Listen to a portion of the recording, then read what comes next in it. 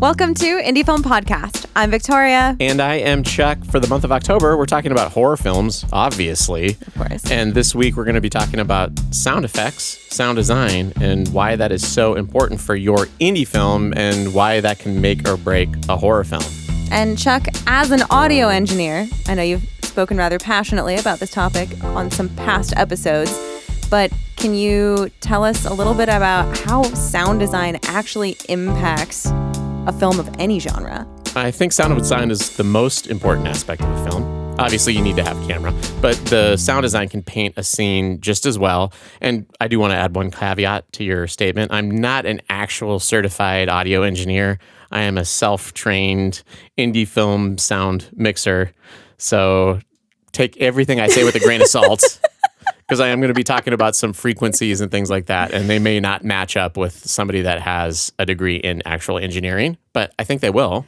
To be fair, somebody who works as a location sound recordist, a location sound mixer, and a post-production sound mixer, and a musician, I'm going to just call you an audio engineer. Okay, well, I don't know because that's faster. I don't know what requirements are needed for that, but maybe you'll find out if I do qualify for that, because what I did to show everybody that sound design is important is I made a sound-only 30-second scene that was horror-inspired. Okay. So hopefully you can gather what's going on in the scene. This is just audio, so if you're on Spotify or Apple Podcasts, don't worry about it. You don't need to see the YouTube video. This is just audio. And for clarification, this is something that Chuck has written and is ready to play live here that I have not heard before.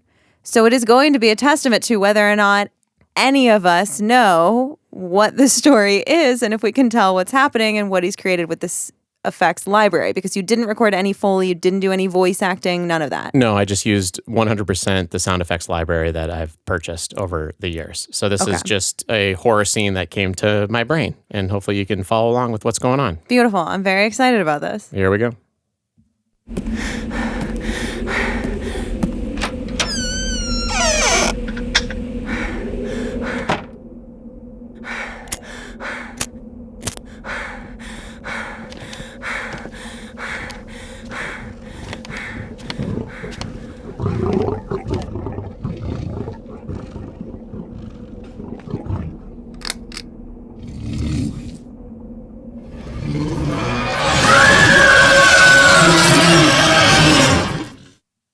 Nice. There it is. Okay.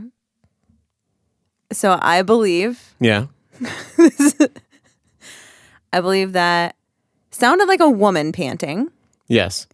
has come up to a building or home Yeah.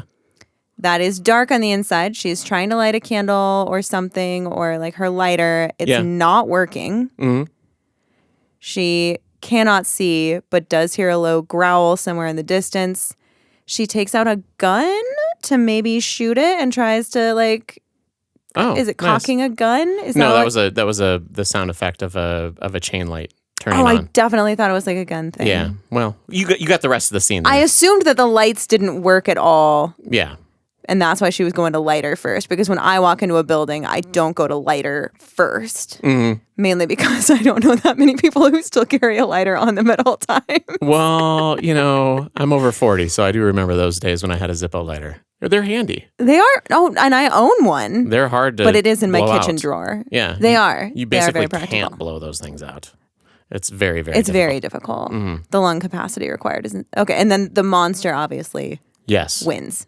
Yes, the monster wins. Okay. And that one. And I was going to do some blood splatters. I was trying to keep it to 30 seconds because I didn't know how much would be interesting. Well, I mean, it could turn into like a cool little radio play on the podcast. Yeah. That's kind of fun. So I did, when I was a kid, I used to listen to Imagination Theater all the time, which if you're not familiar with that was a radio show that was Definitely not familiar with fantasy. And so they were like 30 to 60 minute long episodes a piece. They used to come out on individual, like one CD was an episode. Oh. So you could pop that into your CD player and then listen to an episode. And it was just like that. It was people talking and then tons of sound effects in the background. And that's what the old radio shows used to be that people would listen to. Like the Shadow Knows and all that stuff. Yeah, exactly. Yeah. Like the Shadow, Lone Ranger, I think, was originally on radio.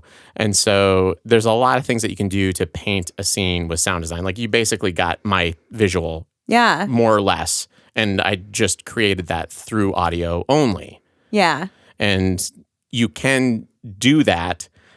And if you play somebody a visual without any audio, it's a little bit trickier because even the old silent films, you need to have somebody there to play music over the top of it to kind of get the audio vibes from what's happening on screen. And they need to match. Yeah, that does help. Which is another thing. And we were actually talking about that right before we started recording this episode, the importance of matching the tone with the visual. Yes. And if you intentionally clash those two, it can be very interesting it can and be, oftentimes entertaining. Yes, hilarious if they don't match. Yes. And the example I was specifically referring to was, and I know that a lot of songs have this. A lot of people will take music videos and dub them with different songs, and because the rhythm can line up, it happens.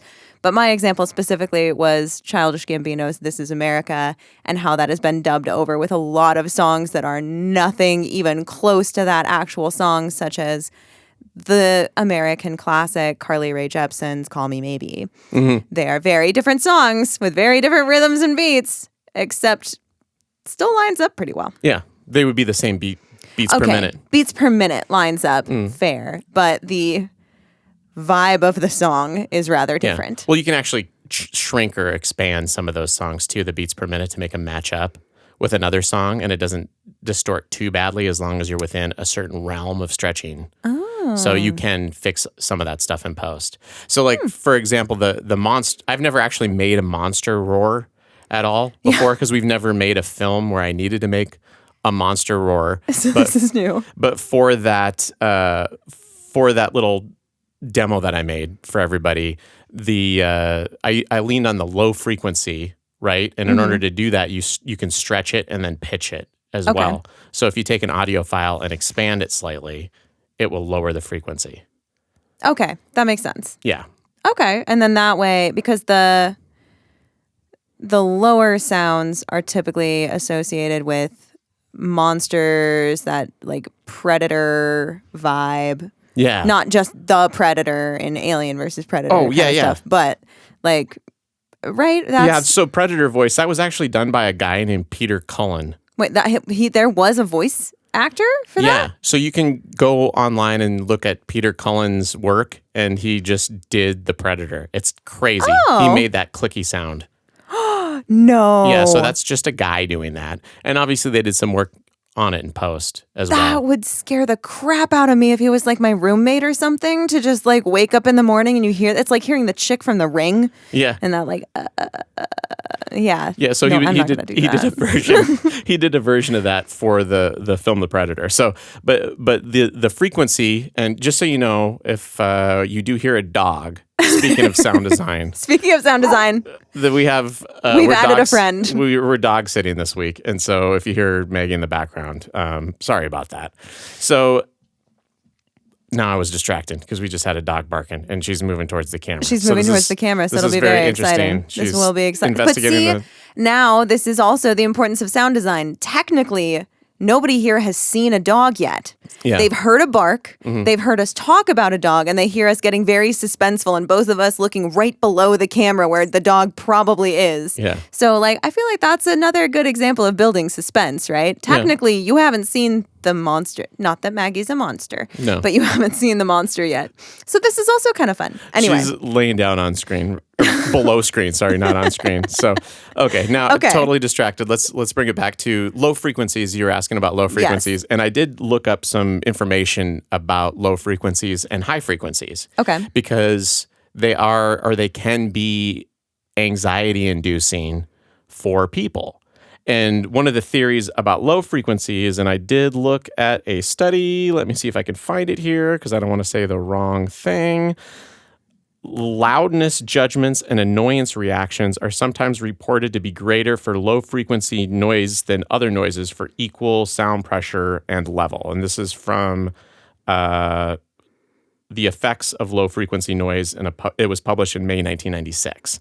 So can you explain that in terms I will understand better? Yeah, so they basically did a study where they found people that were living in areas with a lot of low frequency noises. Mm-hmm. One that comes to mind are those giant wind turbines. Oh. Because they make noises that are below the range of human hearing.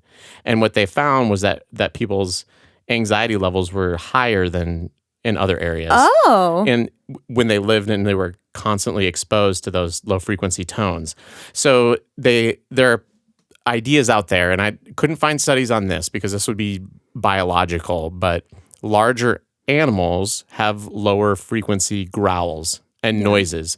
And so there might be an inherent fear that humans have when they hear that. And that's true if you've gone to a horror film. Yeah. And you hear a growl and you can feel that subwoofer vibrating. It kind of immediately makes your hair stand on the back of your neck.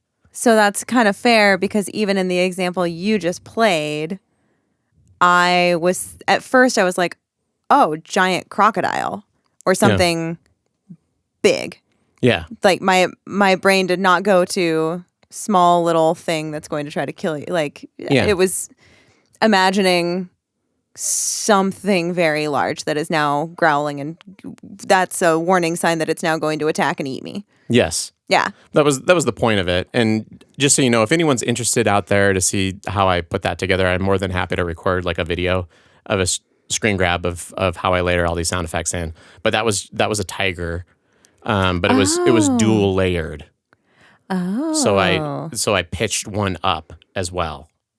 So it I wasn't went just to crocodile first. I don't know, Maybe that's what I'm most inherently scared of. because you couldn't see the monster, so you don't know what it is. I didn't know. It was very Cloverfield-esque, except for no picture. Except for nothing to make you nauseous. Yeah. Though Just I guess edgy. Crocodile isn't really fair. Like something more preternatural, I guess is that the way to pronounce that? Perhaps, but something like almost dinosaurish. Oh yes, lizardly. Yeah, which actually is kind of funny because dinosaurs are my biggest fear. Oh, so that actually kind of tracks. If were I'm you thinking, attacked by a dinosaur as a child? I just don't think it's fair to judge being afraid of dinosaurs because had humans and dinosaurs ever been around at the same time? Because they weren't, right? No. They Depends upon definitely- what museums you attend. I think there's one in Oklahoma that would argue that humans and dinosaurs coexisted, but I wouldn't take To that. my knowledge, they never had. Yeah. But if we were around at the same time, other than, like chickens, because chickens are just cute.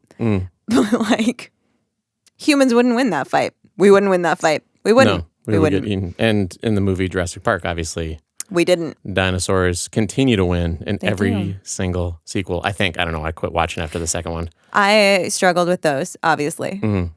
Having Yeah, a very they're large terrifying. fear of dinosaurs, I didn't step right up to see those. So low Okay. frequencies might be biologically terrifying to humans, potentially. Yeah. And I also wanted to hit on high frequencies. And a lot of people think that the reason we go on edge from high frequency noises, if you think of like The Shining is the first film that comes to my head as far as like the score and that high violin. Oh, I think Psycho high-pitched. too, though. The Yeah. Yeah. Yeah. I'm going to those stop noises. trying to make sound effects. I enjoy it. I'm going to stop. I'm going to just add these to my library and just make one terrifying beat after another. It'll be great. But so high frequencies, they think that we're classically conditioned to respond to them like alarms. Because high frequencies in nature aren't inherently scary, like a bird chirping. Maybe a bee a little bit might be like a long high frequency. You might be thinking I might be getting stung here soon. This is scary. But we're conditioned for alarms because they can pierce and they get your attention really quickly. The whatever fire alarm goes off and it's very It's high a much pitch, higher pitch. and they train everybody to be able to escape. Yeah. And so hitting those high frequencies and those low frequencies are really important. And the other thing that I kind of dug into this because the human voice is actually right around the 1 kilohertz range. Okay. Obviously, it goes lower and higher than that. But these like bassy roars are really low frequency. The highs are well above human speech, right? Okay. But the humanistic type animals, if you take them into your audio software and then you take a look at the frequency spectrum and where the energy is, the ones that are a little bit more human, like the predator, they have some of those noises in the 1 kilohertz range as well.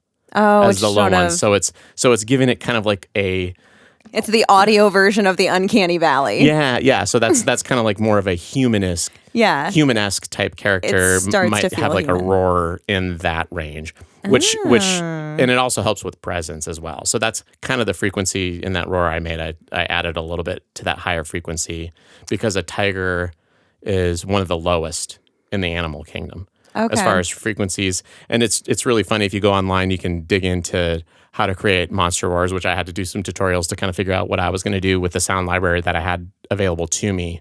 But a lot of times people will use elephants and they'll slow down cow moos as well. Oh, cow moos would be good. I feel like hippo grunts and snorts would be good too. Oh, I would imagine. But hippos are just scary. Yeah.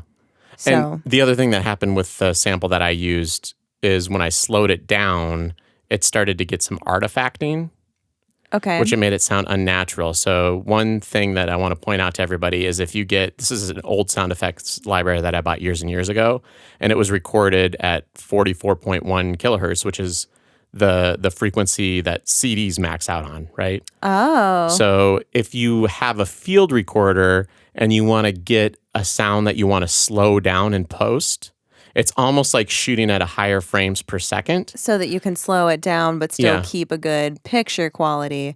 You want to be able to, is it like recording in a higher hertz? Yes, exactly. Okay. So like the Zoom recorder that I use, I believe it caps out at like 96 kilohertz. Oh. So if you're recording at 96 kilohertz, you can basically slow it down by 50% and you won't get as many issues with the artifacting that you would get if you record at 44, because when you slow that down, it's going to 22, which starts to get into the human, because it has to go up and the speaker has to go back and forth.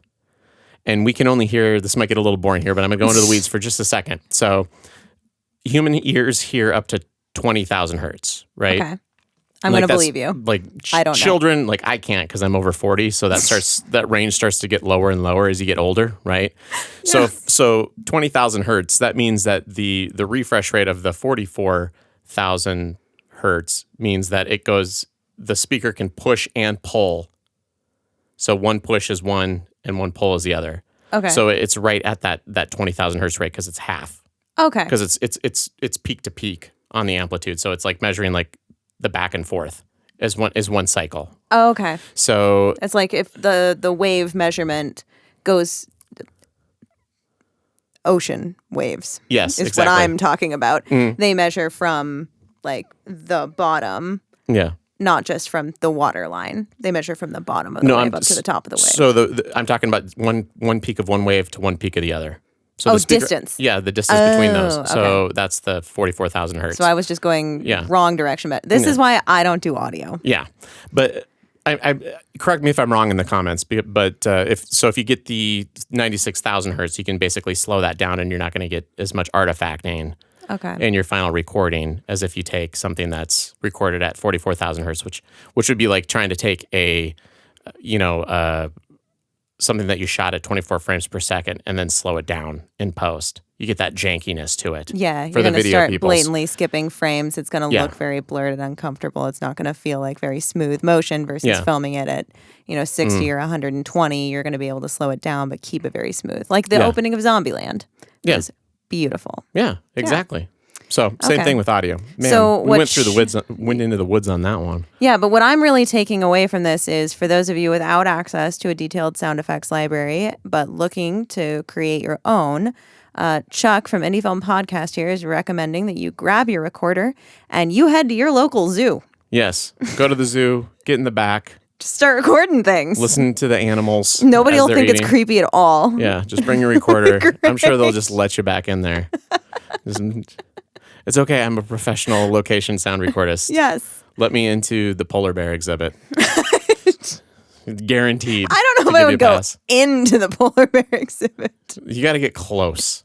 It's all about proximity Wow. to this noise source with microphones. So anyway, if you you want to record at a high kilohertz so that you can potentially slow it down in post if you want to take those sounds and make them lower than they actually are. Okay, if you want to add that additional creep factor or just have the capacity to manipulate it in more ways, you're going to need that higher kilohertz. Yes. Is that the right word here? The higher kilohertz Yes. recording rate? Yep. Oh, okay. Nailed it. I'm learning new things. Yeah.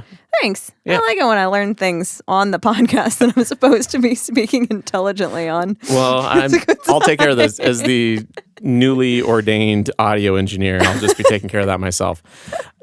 So maybe we should probably talk about some other practical things that people can do with sound. I know that I've screwed up a lot of things on my end. And one of the big ones is J cuts and L cuts, as far as using that to amplify tension in a scene, which horror movies do a lot of time. Yeah. If you're unfamiliar, if you're new to indie filmmaking, or you're just starting out in directing, what a J cut and an L cut is, it's basically taking the audio and playing it from the previous shot into the next shot, or vice versa. It looks like a J or an L on the timeline. And one of my favorites sorry, I keep talking and you're about ready good. to talk. It's good. Keep you going. might just want to write that down because I'm going to go for a little bit. Good. But I recently rewatched Cabin in the Woods, and there's a scene where the last girl is getting murdered. That is not the trope. By the zombie. Oh, is The final girl. The final girl. Yeah. Well, I'm not good at my horror tropes, but thank you for correcting me. Final girl is one of the best tropes. So final girl is getting murdered by the zombie or in the show, and it cuts to the scene where they're all celebrating that the final girl is going to die, and like this entire ritual is ending, and they start playing REO Speedwagon. And it's kind of funny the way that they make that cut. And the reason it works is because they start playing the REO Speedwagon from the party, like over the top of this poor woman getting mutilated by a zombie. Yeah. And then it goes into the next scene, and it gives that like foreshadowing effect. Yeah. And early on, when we were making films with Lower Gentry Studios, that was the lesson that we learned. It's like, why is the scene so stagnant? It's not just in horror films, but it applies to two people talking at a table. If you're doing a dirty shot, you want to make sure that you're getting actors' reactions. Yes. And I did help somebody one time that had a film. They brought it to me in their timeline, and they're like, why is this so uncomfortable? And I showed them, well, you just are having the actor say the line, and the camera goes to them, and then you cut to the next actor, and they say the line, and the way your eyes work are, you're watching somebody talk, the other person says something, and then your eyes move to that other person, which is the importance of the natural feel of a J and an L cut. It does definitely help. And it can also help kind of speed things along. It's one of the ways that editors can help improve performances from time to time too. Oh, yes. And it's a way that you can really emphasize things, or you can completely hide a big reveal of, somebody's having this really in-depth conversation.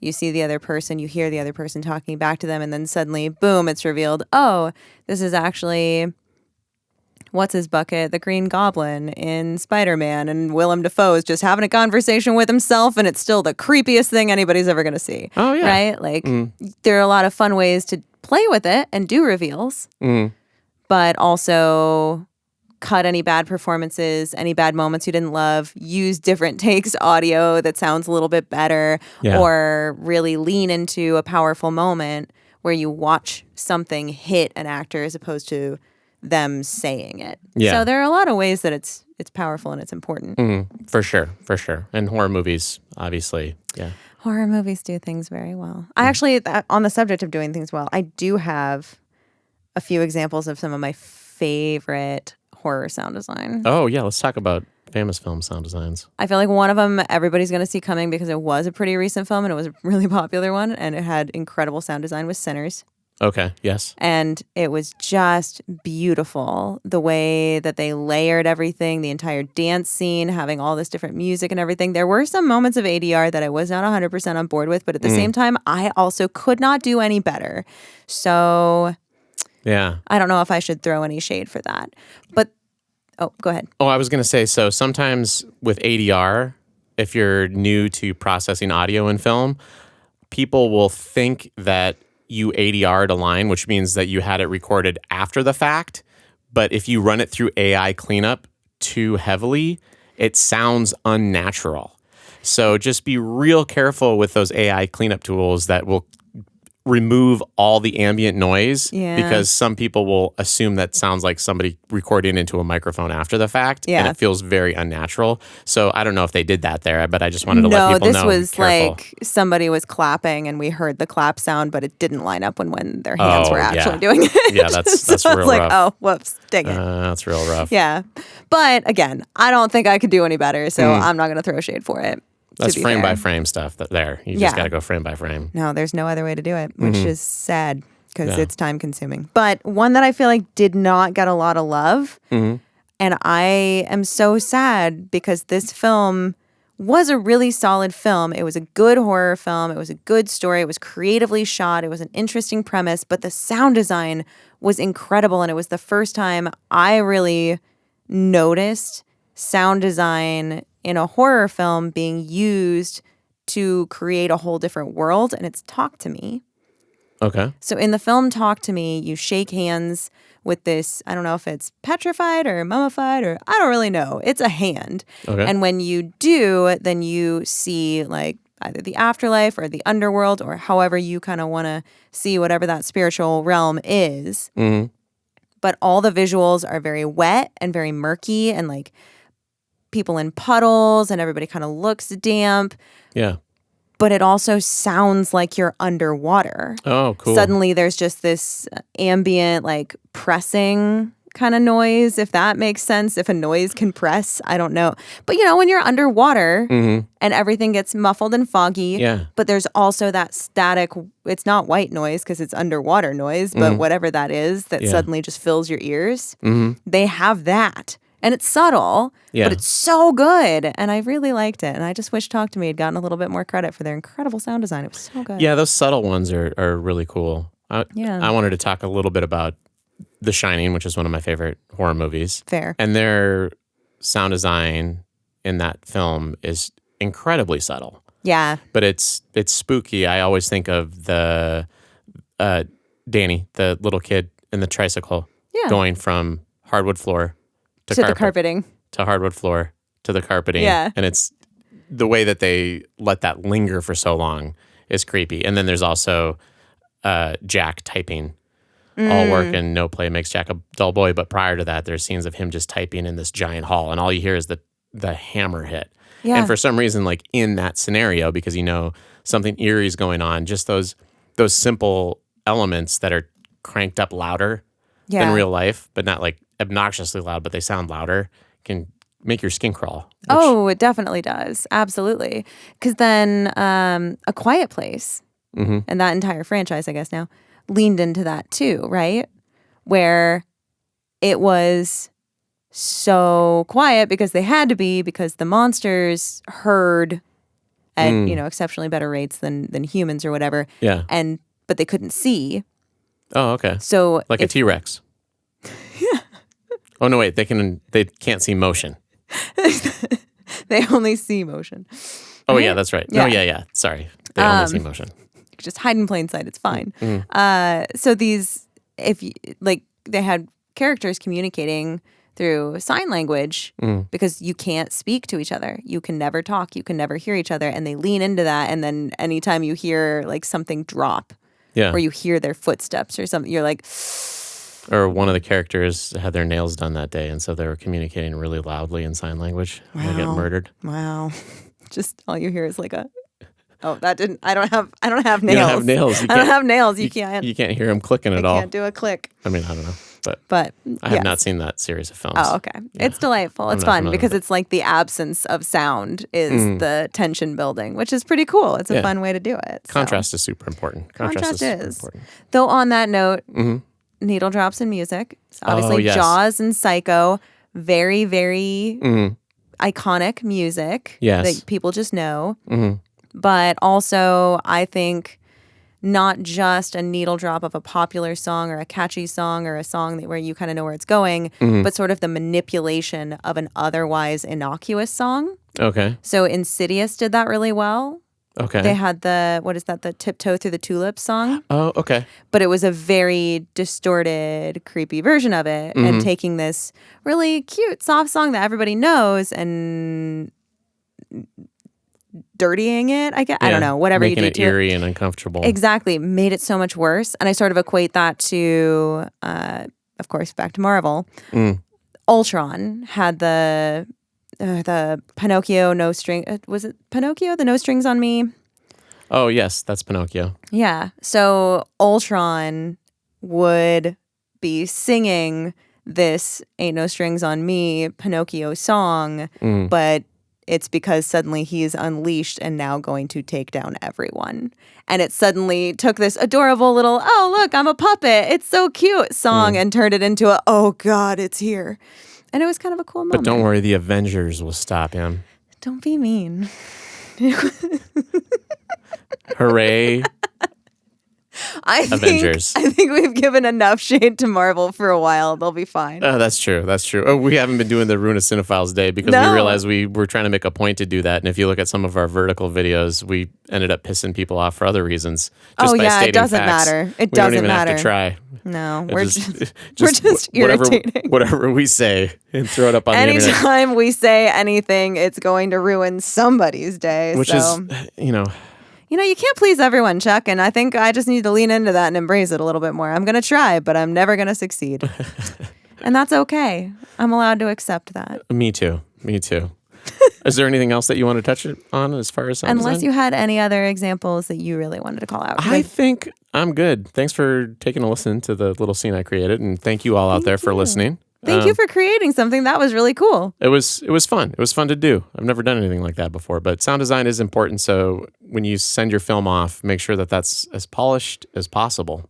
And just running it through an AI cleanup is usually not enough. No, you want to. It's better to add noise if it's really a loud recording than it is to try to take too much of it out. You want to balance that, but just add your own and clean ambience. Anyway, good call. Shall we say succinctly farewell? Perfect. Excellent. Bye. Bye.